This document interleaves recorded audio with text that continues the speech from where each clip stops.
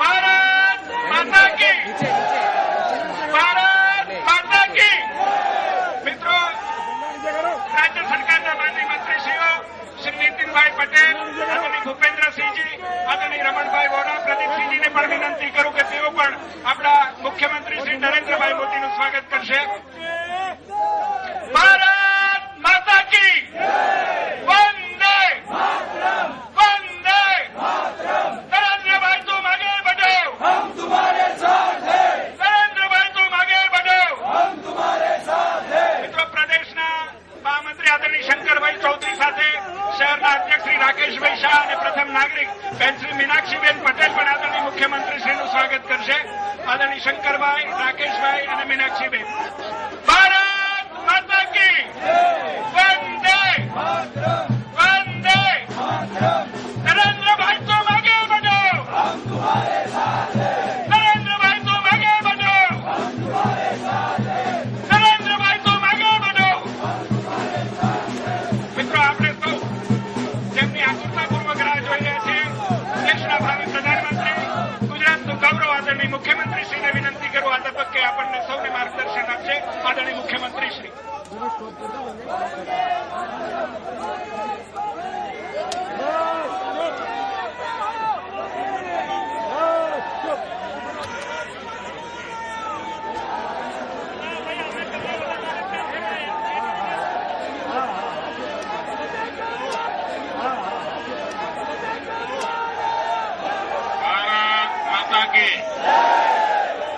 भारत माता की Bharatiya Janata party, Bharatiya Janata party, Bharatiya Janata party.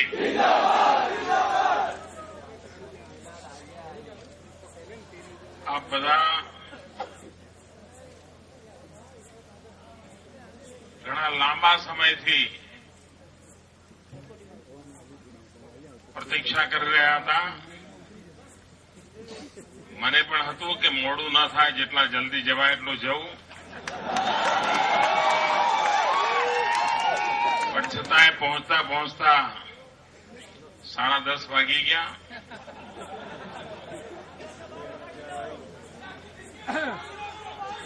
મિત્રો, આપે આટલી મોડી રાતે આટલી મોટી સંખ્યામાં આવીને જે ઉમંગ અને ઉત્સાહથી ભારતીય જનતા પાર્ટીના નિર્ણયને વધાવ્યો છે, ભારતીય જનતા પાર્ટીના રાષ્ટ્રીય નેતૃત્વના નિર્ણયને આપે જે શક્તિ આપી છે, આપે જે એને સાખ આપી છે, એ બદલ આપ સૌ ભાઈઓ બહેનોનો હું અંતઃકરણપૂર્વક આભાર માનું છું।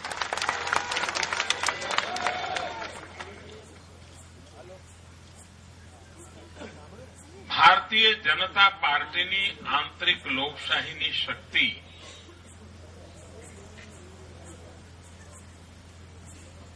એક રાજકીય પક્ષમાં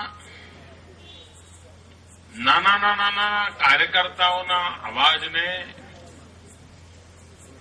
કેટલો આદર મળે છે, એ આ સમગ્ર પ્રક્રિયામાં આપણે જોઈ શકીએ છીએ।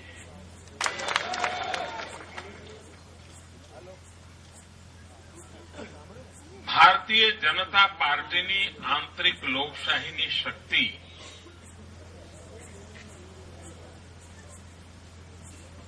એક રાજકીય પક્ષમાં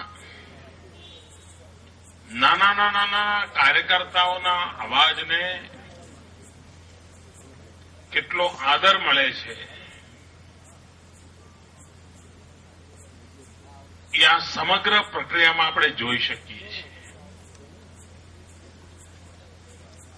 મારા જેવા એક સામાન્ય રાજકીય કારકિર્દી શરૂ કરનાર કાર્યકર્તાને ભારતીય જનતા પાર્ટીમાં આટલો બધો માન મર્તબો મળે, સન્માન મળે, સ્નેહ મળે, એના મૂળમાં ભારતીય જનતા પાર્ટીનું ચરિત્ર છે, ભારતીય જનતા પાર્ટીની સંસ્કૃતિ છે. અટલજી અડવાણી જેવા મહાન નેતાઓએ જે વટવૃક્ષ બનાવ્યું છે, એ વટવૃક્ષને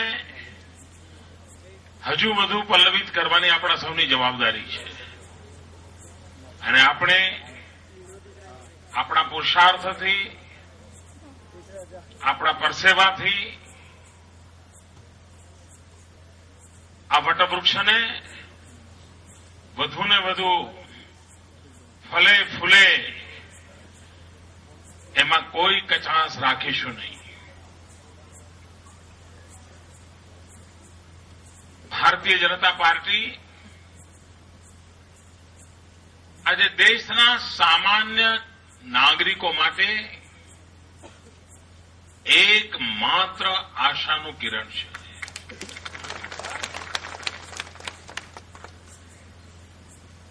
નિરાશાની ગર્તમાં ડૂબેલા દેશને માત્ર ભાજપ જ બચાવી શકશે.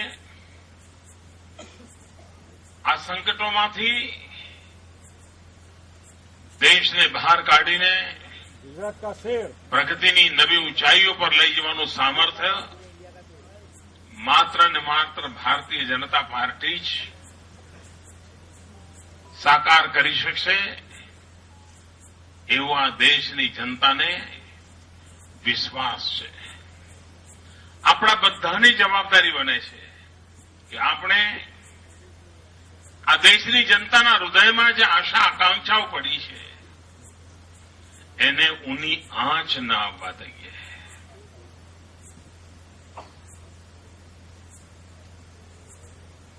મિત્રો, ભૂતકાળમાં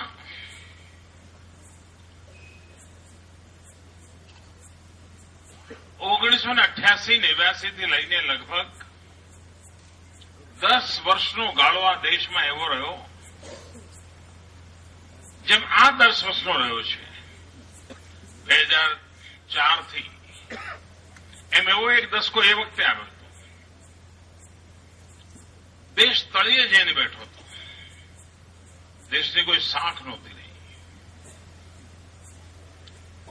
અને એવે સમયે દેશની જનતાએ અટલ બિહારી વાજપેયીજીને પસંદ કર્યા. ભારતીય જનતા પાર્ટીના નેતૃત્વવાળા એનડીએને સેવા કરવાની તક આપી. અને એ સમયગાળામાં દેશમાં એક એવો વિશ્વાસ પેદા થયો કે હવે આ દેશ 21મી સદીમાં જે સપના સાકાર કરવા માંગે છે એ કરીને રહેશે. આ વાતાવરણ બન્યું હતું. પણ કમનસીબે આખો એક દસકો એણે ન માત્ર અટલજીના પુરુષાર્થને ધોઈ નાખ્યો, એનડીએ સરકારના પરફોર્મન્સને ધોઈ નાખ્યું, પણ એણે તો દેશને એવો ખાડે લઈ જઈને મૂક્યો છે કે જેના કારણે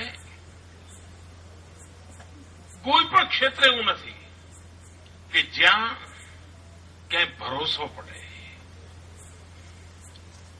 મિત્રો, આપણે ભારત માતાની જય કહીને જિંદગી ખપાવનારા લોકો છીએ. આ ભારત માતાની આ દશા ભાજપનો કાર્યકર્તા જોઈ શકે જ નહીં. જે દેશમાં 35 વર્ષ કરતા નાની ઉંમરની 65% જનસંખ્યા હોય, એ દેશના જવાનીઓનું ભવિષ્ય શું? એમના ભવિષ્ય ઉપર ચેડા કેવી રીતે થાય? દલિત હોય, પીડિત હોય, શોષિત હોય, આદિવાસી હોય, ગરીબ હોય,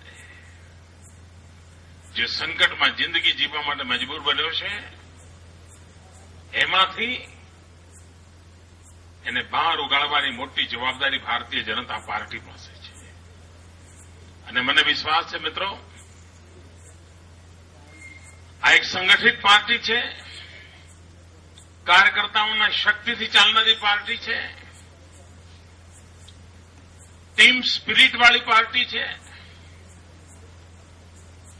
ટીમ એ જ એની તાકાત છે. એના આધારે આ દેશના આશા આકાંક્ષાઓની પૂર્તિ માટે ભારતીય જનતા પાર્ટી ખૂબ યશસ્વી રીતે આગળ વધશે. જનતા જનાર્દનના ભરપૂર આશીર્વાદ મળશે એવા પૂરા વિશ્વાસ સાથે આપે સ્વાગત કર્યું, સન્માન કર્યું. આપનો ખૂબ ખૂબ આભાર. ભારત માતા કી, भारत माता की.